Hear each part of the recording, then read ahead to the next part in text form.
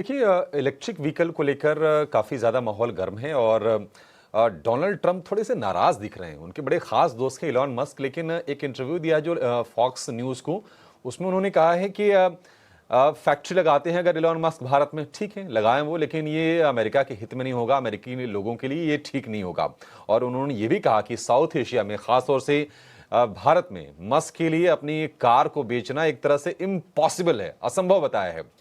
तो बहुत गजब का नेचर है डोनाल्ड ट्रंप का। मतलब न्यूज़ में हमेशा रहता है, एक तरफ उनकी दोस्ती देखी जाती है मस्क के साथ, और मस्क भारत में प्लांट लगाने की तैयारी कर रहे हैं। यहाँ पर कुछ दिनों पहले अभी ये भी आया था कि करीब करीब टेस्ला ने 13 पदों के लिए वैकेंसी भी निकाली है, और ऐसी खबरें आ रही हैं कि मुंबई और दिल्ली में उनके पहले शोरूम खोले जा सकते हैं, ऐसी रिपोर्ट्स आई हैं।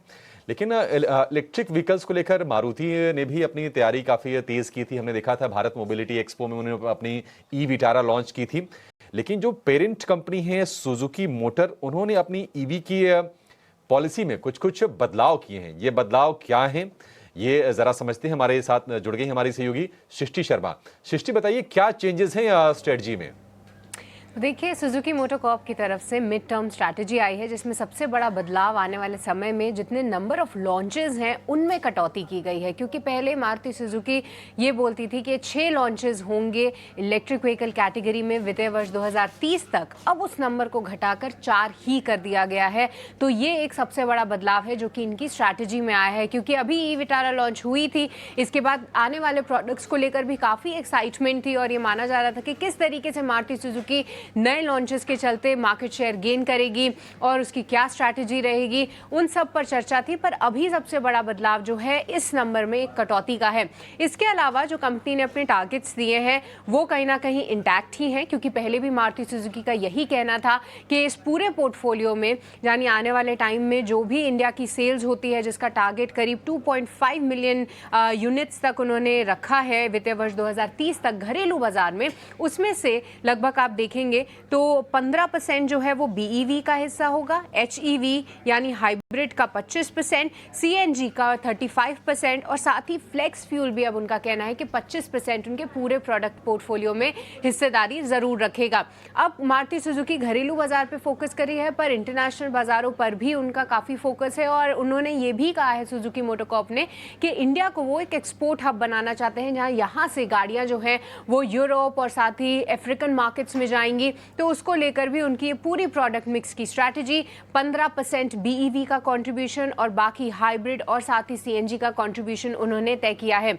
इसके अलावा मारुति सुजुकी ये भी बता रही है कि हालांकि थोड़ा सा जो मार्केट शेयर डिक्लाइन हुआ है उसको लेकर थोड़ी सी स्ट्रैटेजी में बदलाव कंपनी ने किए हैं, थोड़ा सा स्लो डाउन है, पर आने वाले टाइम में 50% मार्केट शेयर कंपनी हासिल करना चाहती है। और जो उन्होंने पद संभाला हुआ है ऑटोमोटिव लीडर बनने का भारतीय बाजारों में, वो उसको और भी बढ़ाना चाहते हैं। तो ये कुछ प्लान ज़रूर सामने आए हैं सुजुकी मोटर कॉर्प की तरफ से।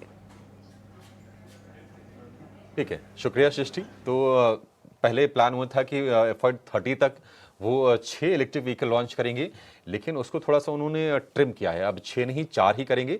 हालांकि मार्केट शेयर का जो उनका टारगेट है वो है 50% का। वैसे भी अगर आप पैसेंजर व्हीकल में देखेंगे तो हर 2 में से एक गाड़ी मारुति सुजुकी की बिकती है, तो वही लक्ष्य वो लेकर चल रही ईवी में। हालांकि थोड़े पीछे हो गए, क्योंकि बाकी कंपनीज ने काफ़ी पहले इसमें स्ट्राइड ले लिया था, जैसे कि टाटा मोटर्स ने या फिर एमएनएम ने भी उसके बाद। मयूरेश जी, आपसे ही जानना चाहेंगे मारुति सुजुकी के लेकर। देखिए ईवी वाली ये जंग ऐसा नहीं कि नई है, पुरानी हो गई, और मारुति की एंट्री थोड़ी सी लेट हुई है, और ये फिर स्ट्रेटजी कैसे देख रहे हैं आप इसको?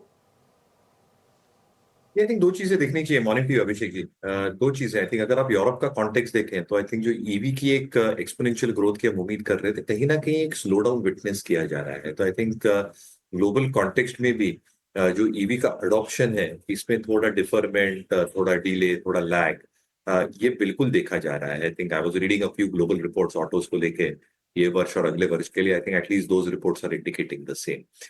दूसरा, I think in terms of the expectations of EV infrastructure itself, अगर आप सिग्निफिकेंट लॉन्चेस करते भी हैं अगले 2 या 3 वर्षों में, और अगर public infrastructure is not completely ready और इक्विप्ड, आप इतने लॉन्चेस लेके करोगे क्या? Third, I think in terms of competition itself, competition किस पहलू में, किस प्राइस पॉइंट्स में, किस वेरिएंट्स में और किस फीचर्स विद स्ट्रोक कंटेंट के साथ व्हीकल्स लॉन्च कर रही है, क्या प्राइस पॉइंट्स पे कर रही है, ये एक्सट्रीमली क्रिटिकल रहने वाला है। And again let's not forget कि I think as a platform specifically EV mobility एक इवॉल्विंग प्लेटफॉर्म है। फीचर्स को लेके, पावर ट्रेन को लेके, बैटरीज को लेके is going to be evolving over the next few years. इसलिए आपने एक सडन इन्वेस्टमेंट्स अगर कर दिए हैं एक पर्टिकुलर प्लेटफॉर्म में और अगर 3 या 4 वर्षों में एक सिग्निफिकेंट चेंज देखा मिला तो आई थिंक आपकी सिग्निफिकेंट इन्वेस्टमेंट्स शायद थोड़ी वेस्टफुल हो सकती है, because you then have to adopt to the new platform coming. तो मुझे लगता है एक तो पहली strategy in the right direction है। And let's not forget Indian context में आई थिंक अगर आप 20 और 25 लाख के ऊपर की गाड़ियां छोड़ दें तो the market is extremely price sensitive. और जो स्पेयर्स और सर्विस का कंपोनेंट रहता है इंडियन कॉन्टेक्स्ट में ये बहुत महत्वपूर्ण रहता है। इसलिए कोई नया एंट्रेंट जब आता है, हम टेस्ला की जब बात करते हैं as an example, I think ये सारी अटकलें और चीजें बनाना आसान नहीं है, इसको समय लगता है। तो मुझे लगता है I think Maruti should cling on with new variants coming through, जो फीचर्स है, प्राइस पॉइंट्स अट्रैक्टिव है और इंडियन कॉन्टेक्स्ट में I think perfectly suited as we.